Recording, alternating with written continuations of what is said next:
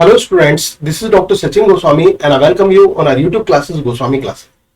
दोस्तों आज का हमारा टॉपिक है true love by William Shakespeare, जिसका दूसरा टाइटल है let me not to the marriage of true minds. जैसे कि आप जानते हैं पोएम भी यहीं से स्टार्ट होती है, let me not to the marriage of true minds, admit impediments, love is not love which alters when alteration finds.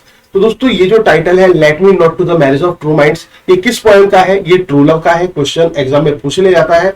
और ये जो पोएम है शेक्सपियर की सोनेट है। सोनेट क्या होती है वो मैं आपको बता चुका हूं, लेकिन फिर भी ब्रीफ में हम डिस्कस करेंगे कि सोनेट क्या होती है। 14 लाइन की एक छोटी सी पोएम सोनेट कहलाती है। सोनेट जैसे कि हम ये जो सोनेट है ये शेक्सपियरियन सोनेट है, जिसको इंग्लिश सोनेट के नाम से भी जाना जाता है। इसमें 3 क्वार्टरेंस होते हैं जो कि 4 लाइंस के होते हैं और लास्ट की 2 लाइन कपलेट कहलाती हैं।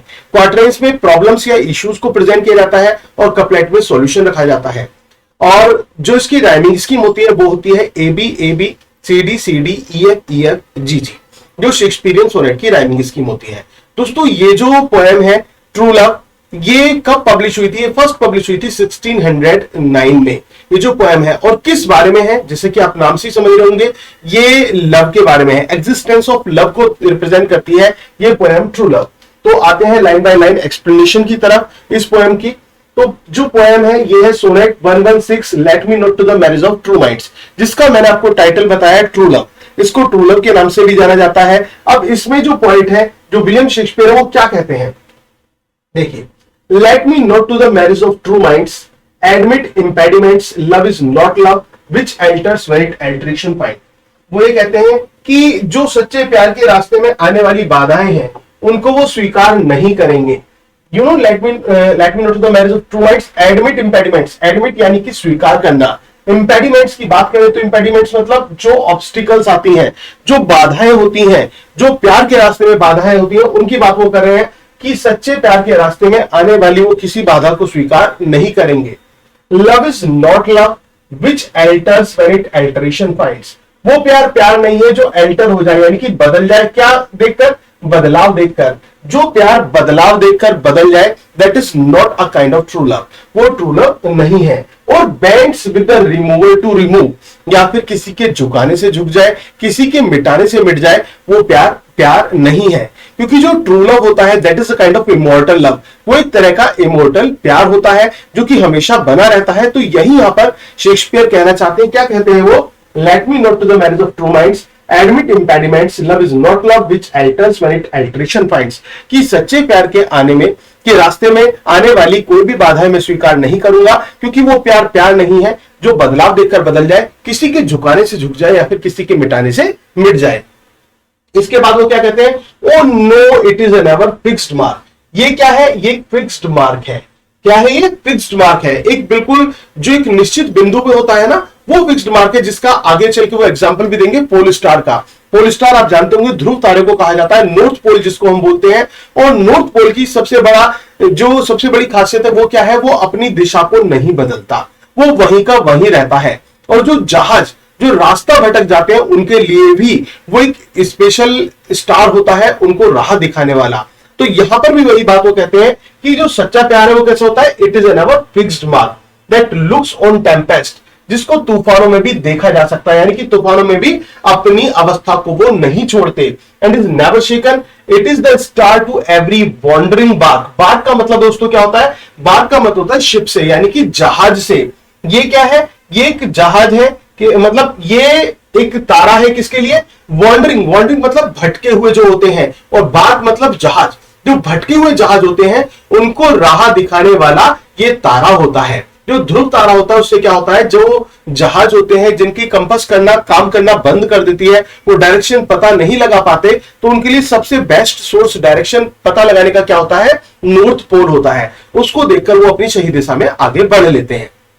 उसी तरह से यहां पर वो सच्चे प्रेमियों के लिए कह रहे हैं, सच्चे प्यार करने वालों के लिए कह रहे हैं कि सच्चा प्यार तो किसकी तरह होता है? एक नॉर्थ पोल की तरह होता है जो कि अपनी जगह को नहीं छोड़ता। Whose worth unknown although height be taken, उसकी योग्यता का कोई पता नहीं लगा पाए, लेकिन उसकी ऊंचाई जो है उसको नापा जा सकता है। तो कहने का मतलब जितना ऊंचा वो है उतना योग्य भी वो है।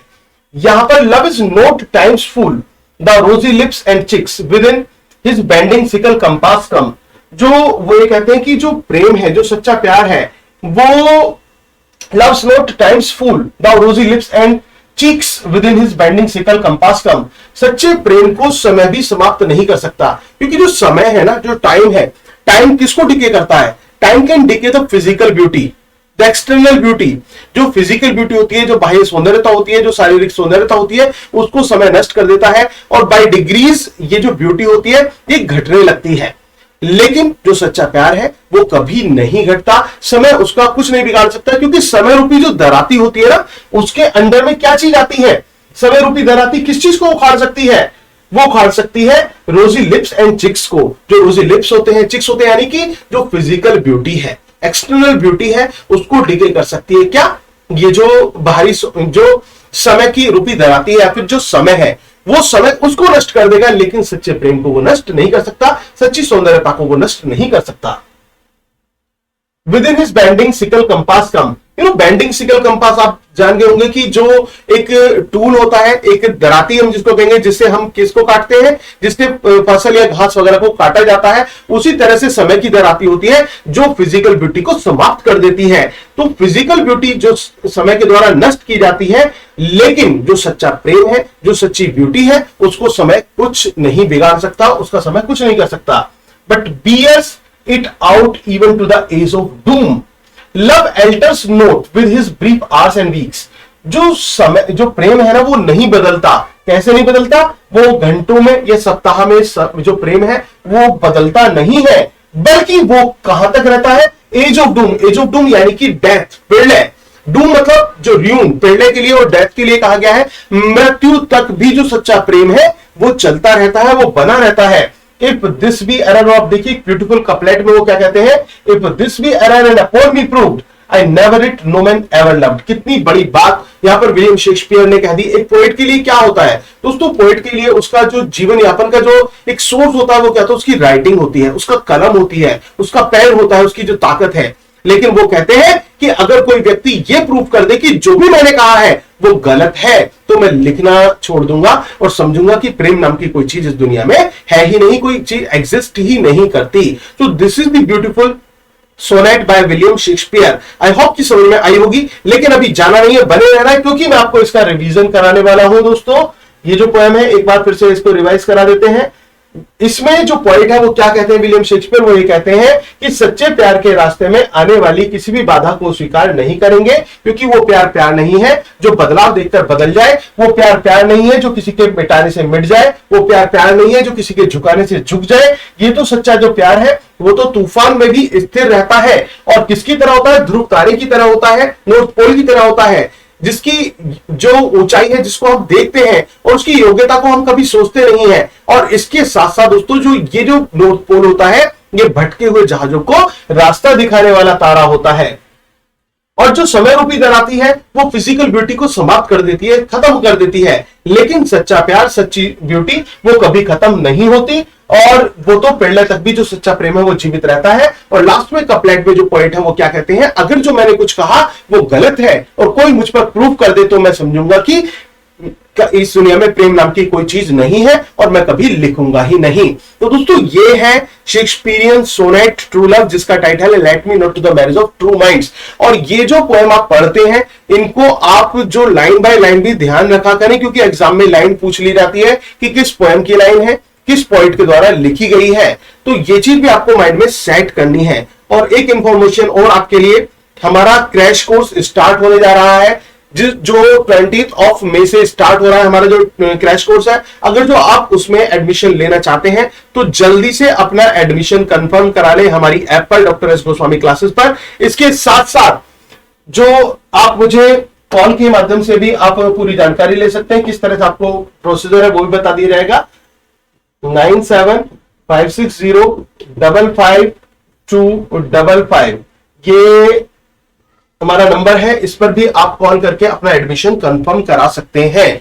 क्या प्रोसीजर है वो आपको बता दिया जाएगा, और डायरेक्ट आप ऐप के थ्रू भी आप एडमिशन ले सकते हैं। तो दोस्तों, आप उस क्रैश कोर्स का हिस्सा जरूर बनिए, क्योंकि उससे क्या होगा, आपका जो रिवीजन है वो कंटिन्यू चलता रहेगा, और आपको मालूम ही होगा कि आपका जो एग्जाम है वो अब होने वाला है। अब ढील नहीं बरतनी है, अब कमर कस लेनी है। अगर आपने अभी तक भी नोट्स परचेज नहीं किए हैं, सेलेक्टेड बुक्स जो मैंने बताई थी वीडियो में वो परचेज नहीं की है, या फिर आपने हमारे नोट्स परचेज नहीं किए हैं, तो it's a high time to take decision. तो दोस्तों ये उचित समय है, अपनी मेहनत में लग जाइए और अच्छी तरह से अपने नोट्स तैयार कीजिए, खुद के नोट्स तैयार कीजिए। नहीं कर सकते तो आप हमारे नोट्स भी परचेज कर सकते हैं, जिसके लिए आप मुझे कांटेक्ट कर सकते हैं हमारे नंबर 9750552255 पर। ग्रामर और लिटरेचर के अलग अलग भी ले सकते हैं और एक साथ भी ले सकते हैं। तो आज के लिए इतना ही। Thank you very much. Your doctor Sachin Goswami.